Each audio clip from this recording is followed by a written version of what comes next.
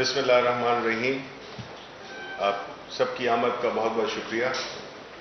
آج جیسے آپ جانتے ہیں کہ کابینہ کا اجلاس ہوا، ہر منگل کو ہوتا ہے اور بڑے عرصے سے ہو رہا ہے. اس کی اگر جب بات ہو ہی رہی ہے تو میں آپ کو اس کی تفصیلات بھی بتا رہا ہوں کہ گزشتہ 2 سالوں میں کابینہ کے 50 اجلاس ہوئے ہیں، جبکہ پیپلز پارٹی کے دور میں تعداد 26 تھی اور مسلم نون کے دوران میں ان کے حکومت کے دوران صرف 8 اجلاس ہوئے تھے. کیبنٹ کمیٹی کے 708 اجلاس ہوئے ہیں. پیپلز پارٹی کے دور میں کابینہ کمیٹیوں کے 266، جبکہ مسلم لیگ کے دور میں 160 اجلاس ہوئے تھے. آج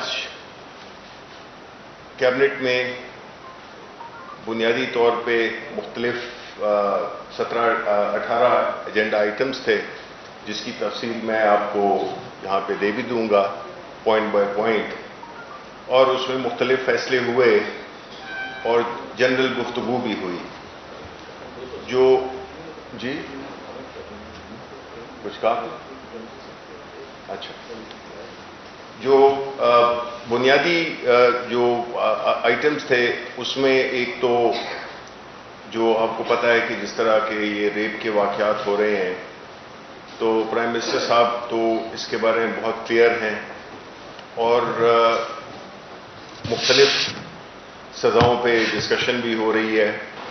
لیکن فیصلہ یہی کیا گیا کہ اس کو چونکہ مختلف حوالوں سے اس قانون کو دیکھا جانا چاہیے، وہ کہ اس میں کوئی شک نہیں ہے کہ جو ہمارا جو بھی قوانین ہیں وہ اسلام کی روح کے مطابق ہونے چاہیے.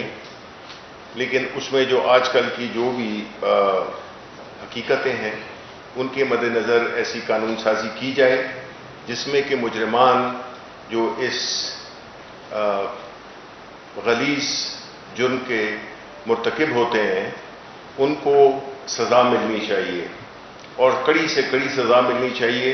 کیونکہ یہ واقعات ہم دیکھ رہے ہیں کہ پچھلے 4-5 سال سے بہت عروج پر ہیں. ایک وجہ تو یہ بھی ہے کہ اب یہ ذرا چونکہ سوشل میڈیا اور میڈیا زیادہ متحرک ہو گیا ہے تو ہمیں زیادہ خبر ملتی ہے. ہو سکتا ہے کہ یہ جو مکروہ جرم ہے یہ بہت عرصے سے ہمارے معاشرے میں ہو. تو اس کے لیے ایک بل تو اس پہ تو ڈسکشن ہوئی جو کہ ہمارے بیرسٹر شہزاد اکبر صاحب نے وہ کیا.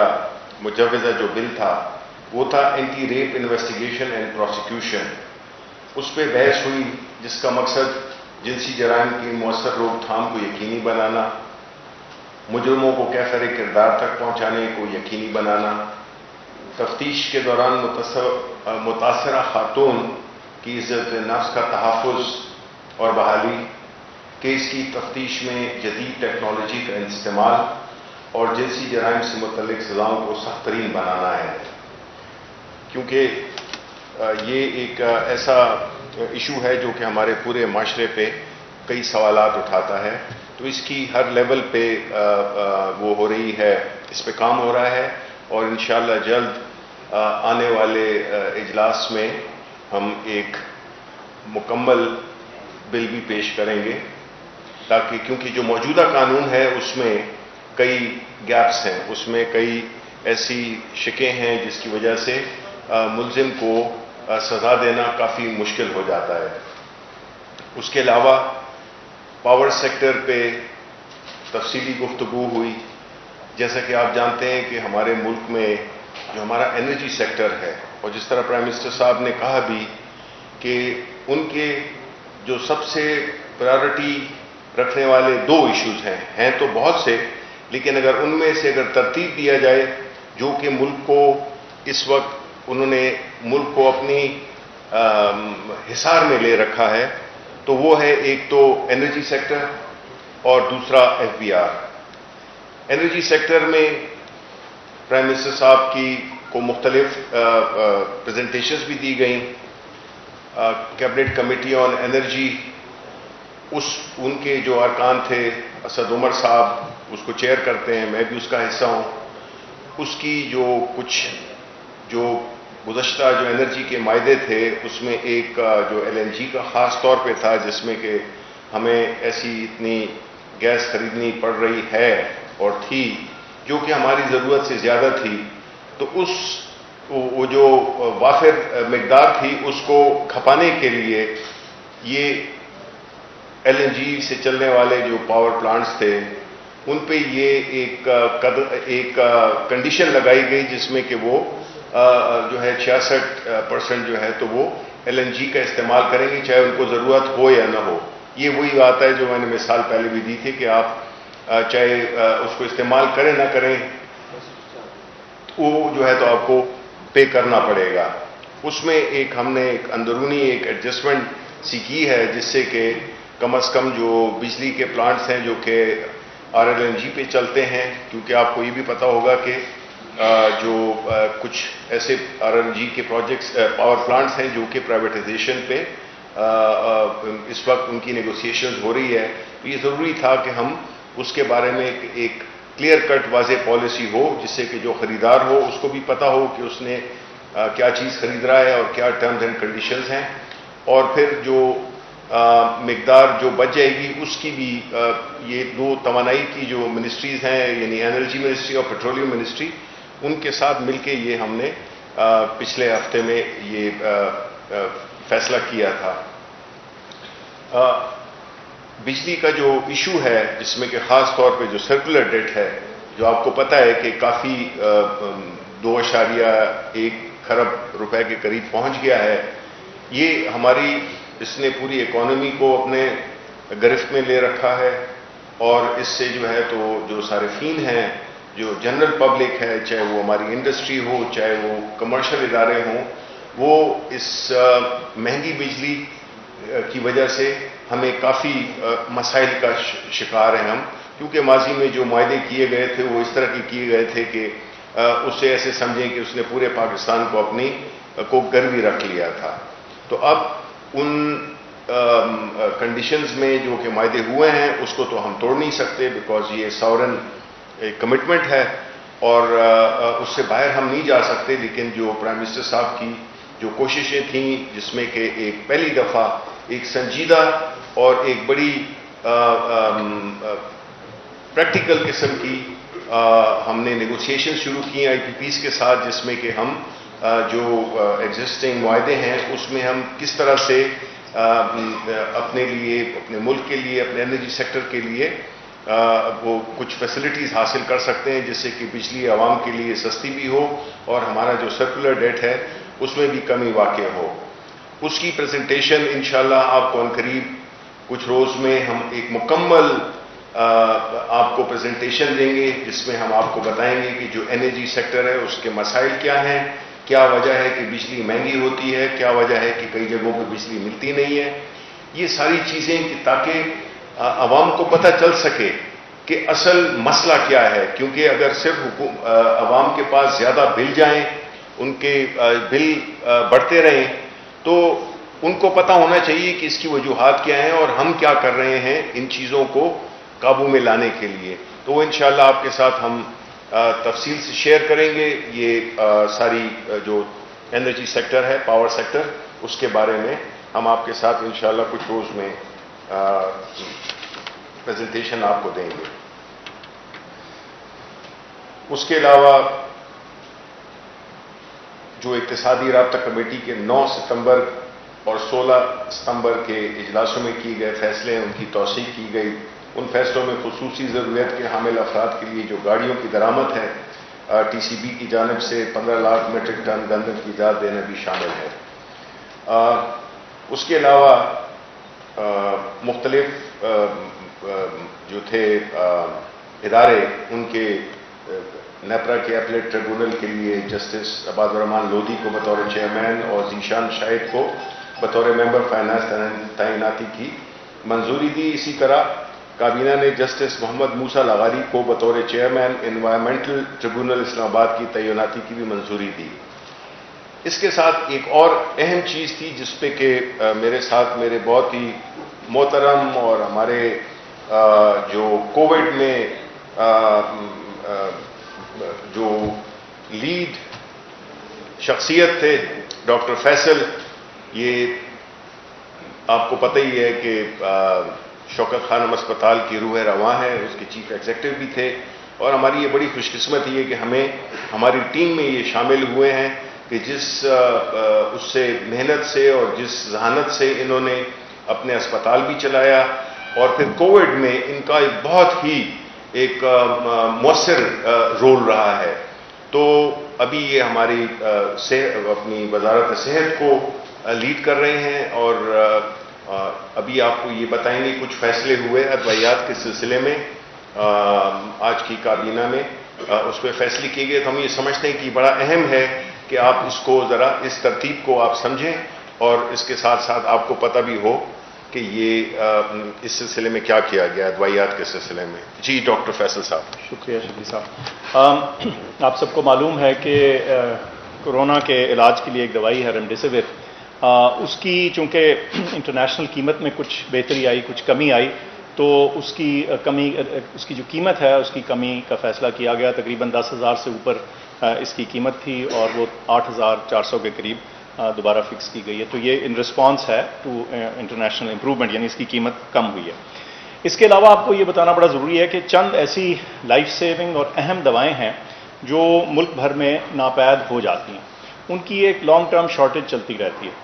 उसमें कुछ लाइफ सेविंग दवाएं शामिल हैं, कुछ ऐसी दवाएं शामिल हैं जिनका और कोई नेमुल बदल नहीं है। मैं चंद मिसालें आपको देता हूँ। फिरोसमाइड इंजेक्शंस, ये इमरजेंसी में भी, बहुत सारी इमरजेंसियों में इस्तेमाल होते हैं। एसीटोजोलोमाइड की टैबलेट्स भी और आंखों के कतरे भी, ये ग्लोकोमा के लिए इस्तेमाल होते हैं। ये अक्सर शॉर्ट रहते हैं, बल्कि सुना आजकल भी हैं। हाइड्रालाजीन एक दवाई है ब्लड प्रेशर के लिए। कार्बामेज़ेपिन जो है वो मिर्गी एपिलेप्सी के लिए इस्तेमाल होती है। एट्रोपिन एमरजेंसी में इस्तेमाल होता है। मैग्नीशियम सल्फेट, ये जो प्रेग्नेंट खवातीन में कई दफ़ा जिसको मिर्गी नुमा जो उनकी कंडीशन कई दफ़ा होती है, प्री एक्लैम्सिया जिसको बोलते हैं, उसमें इस्तेमाल होता है। हाइड्रोक्सी यूरिया, डोनारोबिसिन, ग्लियोमाइसिन, ये कैंसर की दवाएं हैं। नाइट्रोग्लिसरिन, ग्लिसरल ट्राइनाइट्रेट, ये हार्ट की दवाएं हैं, इमरजेंसी में नाम आपने सुने होंगे। ये और तकरीबन इस तरह की टोटल 94 के करीब दवाएं ऐसी हैं जिनकी शॉर्टेज रही है मुल्क में। और इसकी शॉर्टेज की मेन वजह ये रही है कि ये पुरानी दवाएं हैं, इनके पेटेंट पुराने हैं। इसमें अक्सर औकात साल हर साल इनके इंक्रीजेस इतने थोड़े हुए कि जो दवाई कंपनियां हैं, जो मैन्युफैक्चरर्स हैं, उनका इंटरेस्ट नहीं रहता और वो समझती हैं कि ये नुकसान में मैन्युफैक्चर होंगी। तो जब जाहिर है वो सूरत हाल हो तो फिर वो मार्केट से नापैद होना शुरू हो जाती हैं या शॉर्ट हो जाती हैं। उसका नतीजा ये होता है कि वे ज़रूरतमंद दीवाना जो मरीज़ है वो इधर से उधर टक्कर खाता है और फिर कई दफ़ा मजबूरन स्मगल हुई हुई गैर मेयारी या ऐसी दवा जिसकी कोई बैकग्राउंड नहीं पता, वो ख़रीदने पर मजबूर हो जाता है। तो आज ये फैसला किया गया कि इनको, जो ड्रग प्राइसिंग कमेटी है, उसकी 3 मुख्तलिफ मीटिंग्स के अंदर ये रिकमेंडेशंस आ चुकी थी और 37वीं 38वीं मीटिंग्स के बाद 39th मीटिंग भी बल्कि थी इसमें। और उसके बाद जो उन्होंने रिकमेंडेशन दी कि इनकी प्राइसेस को कुछ रैशनलाइज किया जाए ताकि पाकिस्तान के अंदर ये दवाएं नॉर्मल प्राइस के मुताबिक, एक बेहतर प्राइस के मुताबिक और एक म्यार के मुताबिक अवेलेबल हो जाएं। तो इंशाल्लाह आप इसका खातिर खा इम्प्रूवमेंट देखेंगे। एक मिसाल देता हूँ कि एसीटोजोलोमाइड टैबलेट जो है उसका 60 रुपए का पैक था 30 का, जो एक दिहाई से तकरीबन 10 साल से उसी प्राइस पे जमा हुआ था और नतीजतन ये दवाई नापैद हो चुकी है। तो ये तो मैंने आपको मिसाल दी थी। और मैं समझता हूँ कि इस प्रोसेस के ज़रिए हमें हमारे यहाँ जो अवेलेबिलिटी है म्यारी दवाई की और मुनासिब कीमत पे, बजाय इसके कि कोई स्मगल शुदा और ब्लैक हुई भी दवाई को खरीदे। सो ये 2 बहुत अहम फैसले थे और मैं समझता हूँ कि इसके बारे में आपको बताना ज़रूरी है। और मेरा ख्याल है डॉक्टर फैसल, आप ये प्रेस रिलीज भी, क्योंकि ये दवाइयों के नाम बड़े मुश्किल से हैं, तो आपका जो प्रेस रिलीज है वो भी हम अपने साथियों के साथ शेयर कर लेंगे ताकि इनको आसानी हो। अगर कोई पुराना चक्कर तो नहीं चल गया, पहले सारे टारगेट से लेकर अभी तक 600 गुना कीमतें बढ़ी है और अभी आपने एक नई रिलीज सुना दी है, तो ये कहीं वही देखें मैं इसका जी मैंने जैसे अर्ज की जी, इसकी डिटेल आपके सामने रख देंगे। इस वक्त तो आपको उसूली फैसले के बारे में बताना जरूरी था, लेकिन मामले को समझिए। ایک دوا اگر 10 روپے کی تھی اور آج ہم کہتے ہیں کہ وہ 14 روپے کی بکے یا 12 روپے کی بکے اور اس کو مینوفیکچر کرنے کی کاسٹ مثال کے طور پہ 18 ہے یا 20 ہے، تو نتیجہ کیا ہوگا؟ وہ مارکیٹ سے غائب ہو جائے گی، اور جو اینڈ یوزر ہے، جو کنزیومر ہے، وہ کیا کرے گا؟ وہ 300 روپے کی اسمگل ہوئی ہوئی خریدے گا۔ دو نقصان ہوئے، ایک وہ کئی گنا زیادہ لے رہا ہے، تھوڑی سی انکریز اویلیبل رہے گی، زیادہ انکریز سے وہ بازار سے خریدے گا، اسمگل ہوئی بھی ہوگی، اور کوئی اندازہ نہیں کہ وہ کہاں سے آئی ہے، اس کا کیا معیار ہے، کوالٹی کیا ہے۔ تو اس لیے ہم نے اس چیز کے بارے میں ایک میانہ روی اور ایک بیلنس اپروچ رکھنی ہے ہر وقت اور ہر دفعہ جب بھی یہ چیز آتی ہے۔ اس کا ایک مروجہ طریقہ ہے۔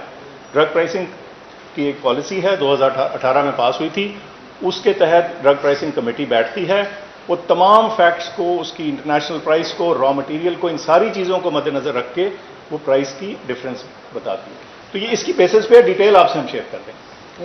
اگر نہیں، میں یہ کہنا چاہتا ہوں کہ اگر آپ اس کو دیکھنے کا طریقہ ہے، اگر آپ دیکھیں اس کو تو ایسے ہے کہ یہ اس کی قیمت کم ہو گئی۔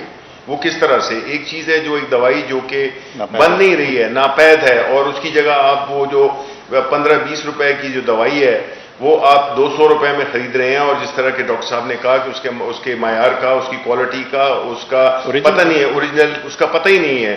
تو اس سے بہتر یہ نہیں ہے کہ آپ اسی کو جو یہاں پہ جو بناتے ہیں وہ ایک خاص اس کے ایک پروٹوکول کے تحت وہ دوائی بناتے ہیں، ہمیں پتہ ہوتا ہے کہ اس میں کیا کیا ایلیمنٹس استعمال ہوئے ہیں، تو وہ آپ کو ملے گی، اویلیبلٹی بھی ہو جائے گی، اور آپ کو جو وہ چیز آپ مہنگی لے رہے تھے آپ کو سستی ملے گی۔ تو یہ دیکھنے کا طریقہ ہے۔ جی چلے سر، یہ بتائیے گا، آپ نے آج کابینہ ابھی جب بریفنگ اسٹارٹ کی تو آپ نے اسٹارٹ کیا اپنا کابینہ کے اجلاس اور ان پر جو فیصلے ہوئے ان کا آپ نے کمپیریزن بتایا۔ سر، آپ ہی کی کابینہ نے نیشنل فائنانس کمیشن کے اوپر 3 بار فیصلہ دیا ہوا ہے۔ سندھ اور بلوچستان میں چلے مانے آپ کی حکومت نہیں ہے، لیکن پنجاب اور KPK میں آپ کی حکومت ہے۔ 3 بار فیڈرل کیبنٹ کے فیصلوں کے باوجود پنجاب اور KPK میں پروونشل فائنانس کمیشن پر کام شروع کیوں نہیں ہوا؟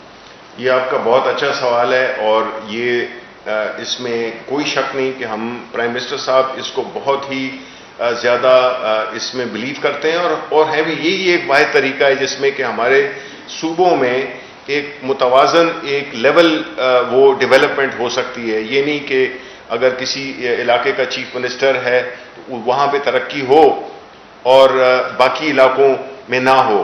تو اس کے لیے یس، یہ ایک آپ کا بڑا اہم سوال ہے، لیکن اس کی جو انسٹرکشنز ہیں وہ دے دی گئی ہیں۔ اب اس کی پروگرس دیکھنی ہے کہ وہ، بیکاز یہ پروسیس تو ہے ذرا لمبا، لیکن اس کی شروعات تو ہونی چاہیے۔ اگلی کابینہ میں، اگلی پریس کانفرنس میں میں انشاءاللہ آپ کو اس کا اپ ڈیٹ بتاؤں گا کہ جو فیصلے ہوئے تھے وہ ابھی کس سٹیج میں ہیں، وہ میں آپ کو ضرور بتاؤں گا۔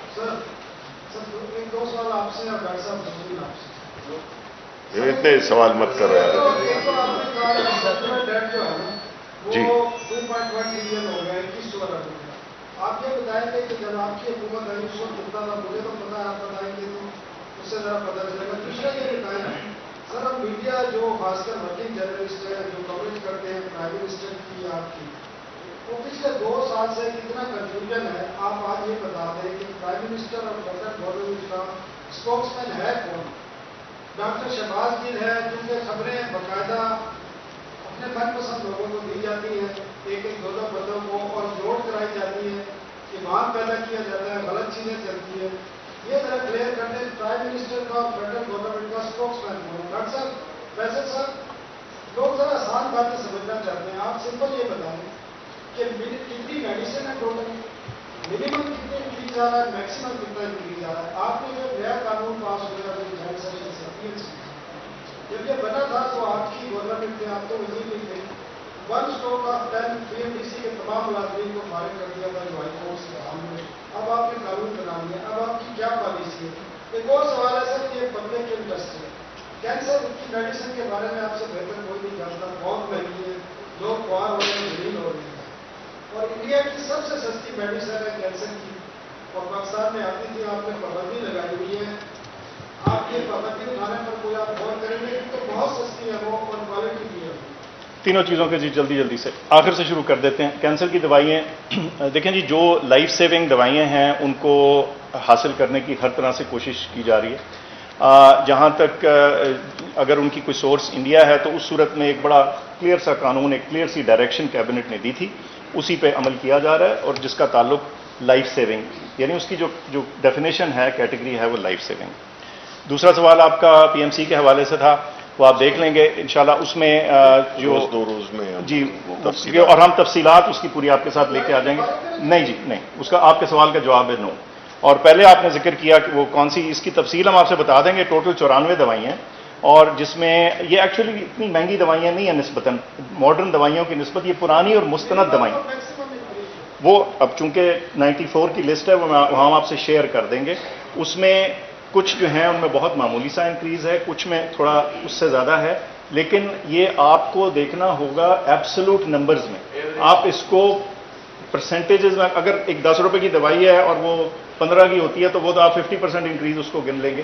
لیکن یہ بھی ذہن میں رکھیے، پلیز یہ نہ بھولیے کہ ابھی آپ اس کے لیے 100 روپے دے رہے ہیں یا 150 روپیہ دے رہے ہیں، تو آپ نے اس حوالے سے اس پرزم سے دیکھنا ہے کہ اس وقت آپ کو کتنے کی وہ دوائی مل گئی. جی جی دیکھیں، پہلی بات تو دو آپ کے سوالات تھے، ایک سرکولر ڈیٹ تھا اور دوسرا اسپوکس پرسن کی آپ نے بات کی تھی. دیکھیں، سرکولر ڈیٹ ایک ایسی بیماری ہے جو کہ کینسر کی طرح پھیلتی جا رہی ہے.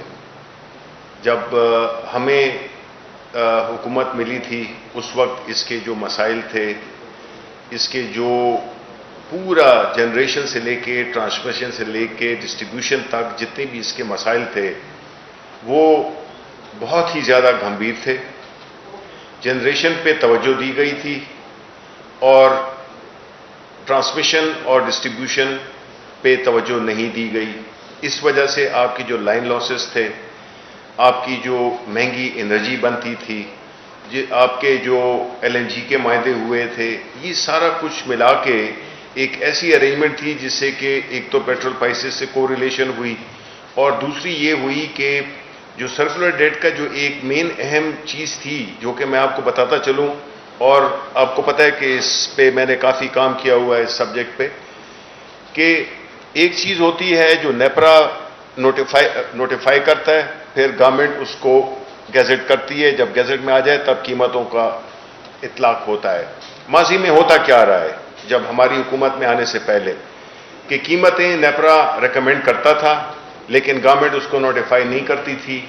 گورنمنٹ اس کو اس لیے نوٹیفائی نہیں کرتی تھی بیکاز وہ اس کی پولیٹیکل کاسٹ نہیں دینا چاہتی تھی. نتیجتاً وہ بجلی آپ کے سرکولر وہ جو ڈفرنس ہوتا تھا وہ آپ کے سرکولر ڈیٹ میں ایکیومولیٹ ہوتا تھا. دوسرا کیا کیا پچھلی گورنمنٹ نے کہ جب یہ پچھلا ایک سال الیکشن کا جو سال تھا 2018 میں، 17 کے اینڈ سے لے کر 18 تک، انہوں نے کیا کیا؟ آپ کو پتہ ہے کہ کچھ ایسے علاقے ہوتے ہیں جو کہ بل نہیں دیتے، اور جو ہماری جو ٹرانسمیشن اور جو ڈسٹریبیوشن لاسز ہیں وہ تقریباً ایوریج، بعض پیسکو ہے وہ تقریباً کوئی 38% سے 40%، سیپکو ہے وہ بھی 36%. ایوریج جو نیشنل وہ تھی، ماں سوائے آئیسکو کے، ماں سوائے فیسکو کے، یہ ایسے جگہ تھے جن میں ریکوری بہتر تھی 90+%. یہ بھی 100% تو ہو نہیں سکتی ہے، کسی ڈیولپ ممالک میں بھی نہیں ہوتی ہے، لیکن ایک اس میں اس کے نارمل اس میں چل رہی تھی. تو اس کی وجہ سے کیا ہوتا تھا کہ یہ ساری جو کاسٹ ہوتی تھی یہ پھر ہر ایک کو بھرنا پڑتی تھی. تو ان میں سے یہی ہوتا تھا کہ جس کو کچھ لوگ لوڈ شیڈنگ کہتے تھے، وہ ایسے علاقے ہوتے تھے جہاں پہ کہ 60%، ایسے بھی علاقے ہیں جس میں کہ 70% لوگ بجلی نہیں دیتے. آپ کے بلوچستان میں جو آپ کے جو ایگریکلچر ٹیوب ویلز ہیں اس کے پیسے کوئی دیتا نہیں ہے. تو انہوں نے کیا کیا، گزشتہ حکومت نے بجائے اس کے کہ وہ یہ سرکولر ڈیٹ، اگر آپ کو یاد ہو، انہوں نے آتے ساتھ ہی 480 ارب روپے ایک چیک سے انہوں نے پے آف کر دیا تھا، زیرو کر دیا تھا. پھر وہی جو ہے انہوں نے الاؤ کر دیے کیونکہ الیکشن کا سال تھا. انہوں نے یہ انسٹرکشن دے دی کہ جس نے جو بل دیتا ہے نہیں دیتا آپ اس کو بجلی دیتے جائیں.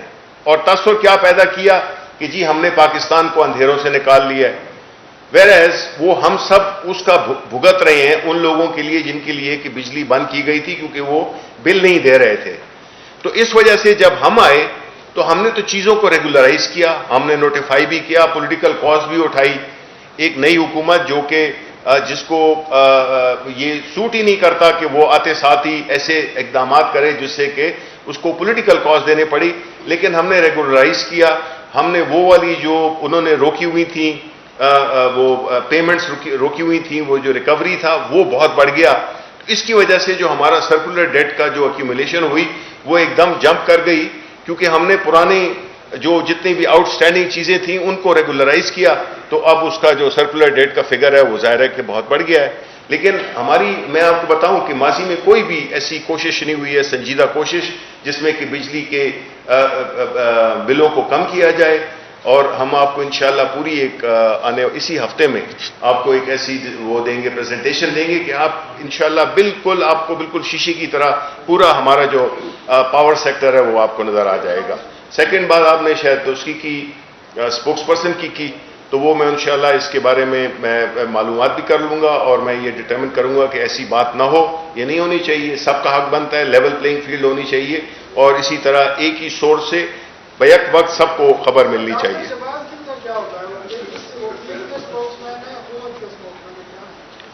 جی وہ پرائم منسٹر صاحب کے اسپوکس پرسن ہے. ڈاکٹر فیصل صاحب، آپ سے میرا سوال ہے، اسلام آباد کے جو پرائیویٹ ہاسپٹلز ہیں، ظاہر ان کو ریگولیٹ کرنے کے لیے IRA اتھارٹی بنی تھی، لیکن وہ جو بھی اس حوالے سے ان کو اگر شکایت جاتی ہے اتھارٹی کو، تو اس کی جانب سے ان کے لیٹر ہیڈ سے یہ جواب آتا ہے کہ ہمارے پاس ریسورسز نہیں ہیں اور ابھی تک حکومت کی جانب سے فنڈز نہیں دیے گئے، جس کی وجہ سے آپ کی شکایت کے اوپر کارروائی نہیں ہو سکتی. تو سر، ایک تو صحت آپ کی پرائرٹی ہے، لیکن اسلام آباد جیسے شہر کے اندر ابھی تک اتھارٹی فنکشن نہیں ہو سکی. دوسرا سوال شفیع صاحب آپ سے ہے کہ ظاہر ہے یہاں پہ جو ہم دیکھ رہے ہیں کہ فرقہ واریت کو ایک سازش کے تحت پھیلایا جا رہا ہے، لیکن خود پرائم منسٹر گزشتہ کیبنٹ میں بھی اور آج بھی انہوں نے اپنے وزراء کو منع کیا ہے. ایک تو یہ بتائیں کہ وزراء اتنی غیر ذمہ داری کا مظاہرہ کیوں کر رہے ہیں اور پرائم منسٹر اس پر وزیر صاحب نوٹس کیوں نہیں لے رہے، اور ساتھ ہی جو کراچی بلدیہ ٹاؤن کا جو آج فیصلہ آیا ہے سر فیکٹری کو آگ لگانے والوں کو سزائے موت ہوئی ہے، اس پر بھی کامنٹ کر دیجیے. Thank you. میں جی سر، یہ بالکل مناسب آپ کا بڑا اہم سوال تھا. چند دن پہلے میری نظر سے بھی وہ گزرا، ان کا خط میرے خیال سے وہ غیر مناسب جواب تھا، اور ہماری ان سے ریگولیٹری اتھارٹی سے بات ہوئی ہے، اور اس چیز کو نہ صرف کہ واپس لیا گیا ہے بلکہ جن کی شکایت تھی ان کی شکایت کو ہم منطقی انجام تک انشاءاللہ پہنچانے کی نیت بھی رکھتے ہیں، اور اس پہ ایکشن بھی شروع ہو چکا. اور دوسری بات یہ ہے کہ ریگولیٹری اتھارٹی کو جو بجٹ ملا تھا جو پچھلے گزشتہ سال میں، وہ بالکل چند آخری دنوں میں تھا، لیکن اس کے علاوہ آگے بھی ان کا بجٹ جو ہے پرپوز اپروو کر دیا گیا. نہیں سر، نہیں، یہی میں عرض کر رہا ہوں نا، میں مکمل کر لوں. آپ دیکھیں، ریگولیٹر اپنی جگہ انڈیپینڈنٹ ہوتا ہے، اس کو وہ انڈیپینڈنس دینی چاہیے، لیکن آپ کی بات بالکل ٹھیک ہے، اس کا ہم نے بہت سختی سے نوٹس لیا ہے، اور آپ لیٹسٹ پوزیشن اگلے 1-2 دن میں خود دیکھیں گے. IHRA فعال ہو گئی ہے، انہوں نے اپنا کام شروع کر دیا ہے، باوجود جو بھی کوئی ان کو رکاوٹ آئی پاسٹ میں، اس کے باوجود یہ بالکل آپ کی بجا بات ہے کہ ایکشن کرنا یا انویسٹیگیٹ کرنا یا معاملے کی تہہ تک پہنچنے کے لیے جی بالکل. تو آپ اگلے 2 دن میں دیکھیں گے کہ آپ کو اس پہ ایکشن ہوتا دکھے گا، اور انہوں نے ریگولیٹری اتھارٹی نے بطور خود بھی اس چیز کو پراپرلی نوٹس لیا اور اس کو انویسٹیگیٹ کر کے آگے چلانے کی کوشش کی ہے. تو آپ کو اس میں انشاءاللہ آگے شکایت نہیں آئے گی. جی آپ نے جو سوال کیا وہ ظاہر اہم بھی ہے اور بہت ہی سینسٹیو بھی ہے، اور پرائم منسٹر صاحب کا ہمیشہ یہ موقف رہا ہے کہ دیکھیں، جو مذہبی چیزیں ہوتی ہیں وہ بڑی سینسٹیو بھی ہوتی ہیں. اس کی وجہ یہ ہے کہ ظاہر ہے ہم سارے اللہ تعالیٰ کے فضل سے مسلمان ہیں، یہ ملک اسلامی کے نام پہ بنا تھا، اور مذہب ایک ایسی چیز ہے جس میں کہ آپ ہم جیسے لوگ جو کہ اتنا علم نہیں رکھتے ہیں، اور دوسری بات یہ ہے کہ یہ بڑی سینسٹیو چیزیں ہوتی ہیں، تو اس پہ کامنٹ کرنا، اب میرا کامنٹ نہیں بنتا کہ میں مذہب پہ کوئی کامنٹ کروں، میرا تو ہیلتھ پہ بھی نہیں بنتا بیکاز میں کچھ نہیں جانتا ہوں. لیکن مذہب ایک ایسی چیز ہے جس میں کہ آپ لوگ بڑے ایموشنلی اس کے ساتھ وابستہ ہوتے ہیں، تو یہ اس میں بڑی ذمہ داری کا کام دکھانا چاہیے. دیکھیں، ہمارے بیرونی دشمنان، ان کی پوری کوشش ہوگی کہ اس معاشرے میں کس طرح سے ایک انارکی پھیلائی جائے، ایک بے یقینی پھیلائی جائے، ایک ایسا ماحول کریٹ کیا جائے جس میں کہ لوگ دست و گریباں ہوں. لیکن ہم نے دشمنوں کا کام تو دشمن ہی کرنا ہے، دشمنوں کا کام تو शैतानत फैलानी है, ये हमारे معاشرے کا یہ فرض بنتا ہے کہ ہم اس قسم کی بحث میں نہ پڑیں. اس قسم کے جو لوگ اس کے کوالیفائڈ ہیں وہ اپنے لیول پہ اس پہ بات کریں تو ٹھیک ہے, لیکن جنرل پبلک کو, ہر ایک کو اپنے اس میں رہنا چاہیے اور ایک ایسا ماحول پیدا کرنا چاہیے کہ آپ کو بھی اس کا حصہ نہیں بننا چاہیے, کیونکہ یہ ایک ایسا ہمارے دشمن جانتے ہیں کہ اگر اس ملک کو آپ نے ڈسٹروائے کرنا ہے, اس ملک کو آپ نے اگر وہ کرنا ہے تو وہ دو چیزیں ہیں. ایک یہ ہے کہ مذہبی انتشار پھیلائیں, اور دوسرا یہ ہے کہ ان کی جو انسٹیٹیوشن ہے, جو ان کی ایک ایسی آرگنائزڈ انسٹیٹیوشن ہے, اس کو جو ہے یعنی آرم فورسز, صاف بات کروں گا, اس کو ایسا نقصان پہنچایا جائے, بیکاز یہ وہ دو ایریاز ہیں جس میں کہ ہم سمجھتے ہیں کہ یہ اگر ہم نے اس قسم کی بحث میں, اس قسم کی ڈسکشنز میں کامنٹس پہ نہیں کرنا چاہیے. وزیر اعظم صاحب نے بڑی سختی سے کہا ہے کہ یہ بنتا نہیں ہے کہ ہم اس پہ بات کریں, کیونکہ اس سے بدگمانی اور ویسی غیر ضروری ایک وہ چیز پیدا ہوتی ہے. تو اس سلسلے میں میری آپ کے اس سے تھرو عوام سے بھی یہ ریکویسٹ ہے کہ اس قسم کے اس میں نہ آئیں. ہمارے جو دشمن ہے وہ یہی چاہتے ہیں کہ ہم آپس میں لڑیں اور فرقواریت ہو, اور اس قسم کی چیزوں میں ہمیں بالکل وہ نہیں الجھنا چاہیے. میرا سوال آپ سے کہ اے پی سی میں آج کابینہ میں اے پی سی کے حوالے سے بات ہوئی ہے یا نہیں, اگر ہوئی ہے تو پرائم منسٹر صاحب کا کیا کہنا تھا, اور یہ بھی بتا دیں کیونکہ کل سے خبریں چل رہی ہے کہ اے پی سی سے پہلے آرمی چیف صاحب پارلیمانی لیڈر سے ملے تھے, اگر ملے تھے تو وزیر اعظم اس میں تھے یا نہیں تھے, اگر نہیں تھے تو کیوں نہیں تھے, یہ بھی بتائیں, اور حکومت کے کون سے لوگ اس میں شامل ہیں. دیکھیں جی, پہلی بات تو یہ ہے کہ میں آپ کو بتاؤں کہ جہاں تک اے پی سی کا تعلق ہے,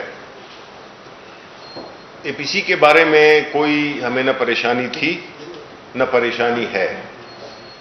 آپ نے دیکھا ہوگا کہ ہمارا جو طرز عمل تھا, ہم نے کوئی اس میں کوئی ایسی رکاوٹ نہیں ڈالی, نہ اس کی ٹرانسمیشن میں سب تقاریر دکھائی گئیں, وہی پرانی باتیں تھیں, لیکن ذرا اس میں ذرا زہر زیادہ ملا ہوا تھا, ذرا زیادہ اس میں ایک ہمارے جتنے بھی ادارے ہیں, یعنی وہ ادارے جو کہ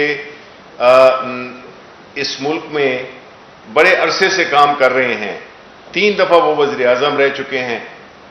الیکشنز میں چونکہ اس دفعہ وہ الیکٹ نہیں ہوئے تو الیکشن کمیشن بھی بیکار ہے, وہ کام نہیں کر رہا اور اس نے اپنا فرض پورا نہیں کیا.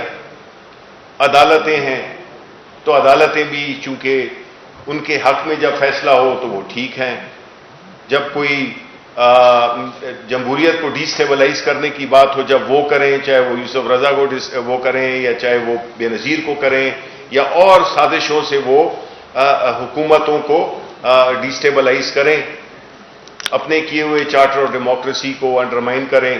تو اس قسم کی ساری جو ایک ایسا شخص جس پہ کہ جو کہ قانون سے فرار کیا ہوا ہے, جو کہ یہاں سے بھاگا ہوا ہے, اور کسی ایسے بہانے پہ کہ صحت کے بہانے پہ آپ نے دیکھا کس طرح سے وہ تندرست و توانا بیٹھے ہوئے تھے. تو مقصد یہ ہے کہ انہوں نے کام ہمیشہ یہی کیا ہے, انہوں نے ہمیشہ اس ملک کو استعمال کیا ہے ذاتی مفادات کے لیے. اس ملک کے جو بھی ادارے اس وقت جو کام نہیں کر رہے ان کو مفلوج کرنے میں ان کا سب سے بڑا ہاتھ ہے. انہوں نے منی لانڈرنگ میں انوالو ہوئے, کرپشن میں انوالو ہوئے, ہر قسم کی اس چیز میں انوالو ہوئے جس سے کہ اس ملک کو نقصان پہنچا. اور یہ جو فیٹف کا قانون تھا یہ آخری حربہ تھا ان کو ہمیں بلیک میل کرنے کا. جب وہ بھی نہیں چلا تو پھر انہوں نے یہ تقریر کی, ورنہ میرا خیال ہے کہ وہ یہ تقریر کرتے بھی نہیں. تو اس لحاظ سے ہم نے تو کابینہ میں تو ایک لفظ نہیں بولا گیا اے پی سی کے بارے میں, تو اس پہ کیا ہم بحث کرتے. جی ابھی آپ نے جس طرح فرمایا کہ بجلی کے حوالے سے جی لوڈ شیڈنگ کے حوالے سے یہ الیکشن سے پہلے پرائم منسٹر نے جو ہے آپ کو یاد ہوگا اسٹیج پہ جو ہے انہوں نے بجلی کا بل عوام سے کہا تھا کہ بالکل آپ نے بل پے نہیں کرنا اور اس کو آپ پھاڑ دیں. اب قوم اور عوام اب یہ پوچھ رہی ہے کہ اب وہ بل آ رہے ہیں اور ایسٹیمیٹڈ بل آ رہے ہیں. اب آپ یہ دیکھیں کہ مقصد ہے کہ اس کی اماؤنٹ ایسٹیمیٹ کر کے 20,000 30,000 اور اس کے بعد اس کو کہتے ہیں انسٹالمنٹ کو انسٹالمنٹ نہیں کرتے, لوگ ادھر پریشان ہیں. दूसरा डॉक्टर साहब आपसे ये है कि कोविड का जो है ये कोरोना का जो चल रहा है सिलसिला, अभी स्कूल भी खुल गए, सियासी मुकाम सारे खुल गए और उसमें जाहिर है तजवीज़ मतलब इजाफा ही होगा, तो उसमें आप बताइए आज उसकी क्या करोगे? कोरोना का मैं जवाब तो शबीर साहब बाकी बता देंगे। सर बात यह है कि कोरोना के अदाद शुमार हम रोज़ाना बल्कि कई दफ़ा तो दिन में एक से ज़्यादा दफ़ा उनको देखते हैं, एनालाइज करते हैं बहुत बारीक बीनी से, और हम उसको ना सिर्फ के मजमूई तौर पे जो मुल्क के अदाद शुमार हैं बल्कि सूबा वाइज, शहर वाइज, और आजकल तो चूंकि स्कूल और तदरीसी इदारे खुले हैं हम उस हिसाब से भी उनको एनालाइज करते हैं। 15 तारीख को पहली हमारी जिसे कहते हैं इंस्टॉलमेंट, जो पहली खेप हमारी गई बच्चों की, नौजवानों की पढ़ने, तो उसके बाद से हम लगातार जो टेस्ट पॉजिटिविटी रेट है उस पर गहरी नज़र रखे हुए हैं, वो 2% से नीचे नीचे चल रहा है। जो मजमूई तादाद है मरीज़ों की रोज़ाना वो तकरीबन 500-600 की रेंज में है और उसी तरह से पिछले हफ्ते में चल रही है। तो इस वक्त एज वी स्टैंड टुडे मौजूदा सूरत हाल के मुताबिक कोविड की सिचुएशन आज से एक हफ्ता पहले जब स्कूल खुले थे से कोई खास फर्क नहीं है। एदादो शुमार के मुताबिक वो मामला स्टेबल और स्टैटिक है। अब कल से इंशाल्लाह अगला मरहला है और हम इसी वजह से जैसे आप फरमा रहे हैं इसको लगातार देखते रहेंगे। फिर आज से एक हफ्ता बाद दोबारा बैठ के कन्वीन करके देखेंगे कि ये जो अगला हफ्ता है जो अब 6ठी, 7वीं, 8वीं के बच्चे जाएंगे क्या इससे कोई फर्क पड़ेगा नहीं, और फिर फाइनली जो है आखिरी मरहला सबसे छोटे बच्चों को भेजने का। तो इसको देख रहे हैं, फिलहाल ये चीज़ कंट्रोल में स्टेबल है। लेकिन मैं आप लोग सब मीडिया वाले बैठे हैं, मेरी आप सबसे एक दरख्वास्त है, ये मामला आज उस टॉपिक पे तो हम बात नहीं कर रहे, लेकिन मैं समझता हूं कि आपकी वसातत से ये ज़रूर मैं कहना चाहूँगा कि ना सिर्फ स्कूलों में तो इसकी कंप्लायंस, मास्क की, थोड़ी फासले की कुछ बेहतर हो रही है। मैं समझता हूं कि इसमें हमें सराहना चाहिए अपने स्कूलों को, उनकी एडमिनिस्ट्रेशन को, एजुकेशन डिपार्टमेंट्स को, प्रोविंसेस को, माँ बाप को, बच्चों को, सबको। लेकिन मजमूई तौर पे अगर हम अपने माशरे में देखें तो हमने जो केयर और कंसर्न हम जून जुलाई में रख रहे थे वो हमने उठा के साइड पर रख दिया। तो इससे हम अपने आप को खतरे में डाल सकते हैं। तो मेरी आपकी वसातत से, मीडिया है, दूर तक आपकी आवाज़ जाती है, मैं फिर भी ये कहना चाहूँगा कि मास्क का इस्तेमाल, सोशल डिस्टेंसिंग, हैंड हाइजीन, वो तमाम ये लेसन्स हैं जो हमने कोविड के शदीद तरीन दिनों में सीखे, सब ने अपनाए, लेकिन उनको अब हमने ऐसे लगता है कि उठा के फेंक दिया। तो ये नहीं करना, ये चीज़ हमारे लिए खतरनाक हो सकती है। तो ये मेरी गुजारिश है। जी इनका बस इनका जवाब मुझे आखिरी जी, बिकॉज नमाज का वक्त हुआ चाहता है।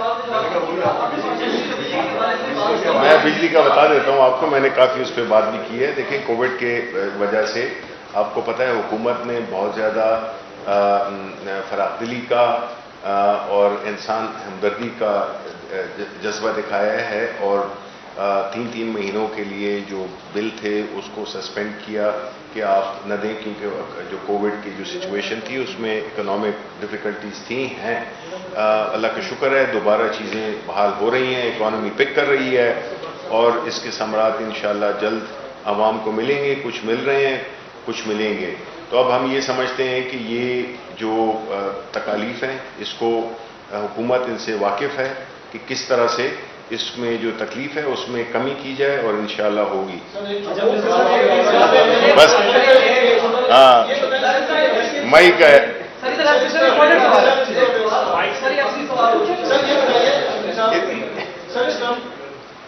सर ये बताएं कि आज प्राइम मिनिस्टर साहब को कोई SECP जो डाटा है उसके बारे में रिपोर्ट पेश हुई है और इस बारे में वज़ीर आज़म ने कहा है कि उसको पब्लिश किया जाएगा और उस पर एक्शन भी होगा। दूसरा सर ये बताएं कि जो रेप का केस हुआ था, इतने दिन इसको गुजर गए हैं, ना अब तक इसका कोई असल जो मुजरिम है वो गिरफ्तार हुआ है, ना आप लोग अभी तक सजा के हवाले से कोई फैसला कर रहे हैं। दूसरी तीसरी मीटिंग है जिसमें आप ये बताते हैं कि सख्त तरीन सजाओं पर गौर किया जा रहा है। क्या अब तक कोई शेप बनी है, किस तरह की सजा होगी, कब तक इस बारे में डिसाइड हो जाएगा ताकि आवाम को कुछ तो किसी नहीं हो? ये देखें बात यह है कि 94 अद्वियात महंगी होने जा रही हैं। क्या तरीके इंसाफ हुकूमत के पास एक यही फार्मूला आवाम को चीज़ की दस्तयाबी के लिए कि हर चीज़ महंगी कर दी जाए? जिस तरह चीनी जब उसकी दस्तयाबी नहीं हो रही थी तो वो महंगी हुई तो दस्तयाब हो गई। इसी तरह आटा, अद्वियात ऑलरेडी आपकी दौरे हुकूमत में पहले से महंगी हो चुकी थी, अभी ये 94 जो अद्वियात है ये फिर महंगी होने जा रही है। मैं आपको फिर समझा देता हूँ, मुमकिन है कि आपने बात वो मुकम्मल तौर पर मेरी आप तक पहुँची ना हो। ये 94 अद्वियात वो हैं जो नापैद हैं, फिर से समझिए, ये 94 अद्वियात वो हैं जो नापैद हैं, मार्केट में नहीं हैं, शॉर्ट हैं। نتیجہ کیا ہو رہا ہے؟ جب آپ کو یا مجھے ان کی ضرورت ہے ہم وہ جا کے خرید رہے ہیں جو بلیک میں بک رہی ہے. میری بات میں بات مکمل کر لوں نا. آپ نے سوال نہیں آپ بات سمجھنے کی کوشش کیے. اگر ایک پروڈکٹ کی پرائس جو ہے وہ اس کی پروڈکشن سے کم ہو تو نیچرلی وہ ختم ہو جائے گی, وہ ناپید ہو جائے گی, اس میں کوئی اچھائی کی بات نہیں ہے.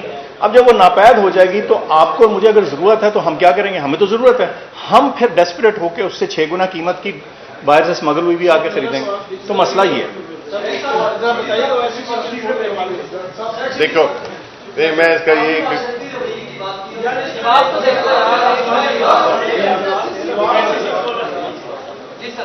جی پہلی بات تو یہ ہے کہ آپ نے یہ کہا کہ ہم باتیں کر رہے ہیں. دیکھیں پہلی بات یہ ہے کہ قانون سازی, قانون بنانا ہوتا ہے, یہ کوئی ریوڑیاں بنانا نہیں ہوتا. اس میں بڑا ہر نوک پلک ہر ایسپیکٹ کو دیکھنا پڑتا ہے. یہ نہیں ہے کہ آج ہم نے ایک چیز ہوئی ہے, قانون تو آلریڈی ہے لیکن وہ اس میں اتنے وہ ہے سکم ہے جس کی وجہ سے آپ دیکھتے ہیں کہ یہی بندہ جو کہ 2013 میں ریپ کر چکا تھا, اگر یہ اس وقت پکڑا جاتا, اس وقت کے قوانین ایسے سخت ہوتے تو یہ آج یہ دوبارہ کام کرتا نا.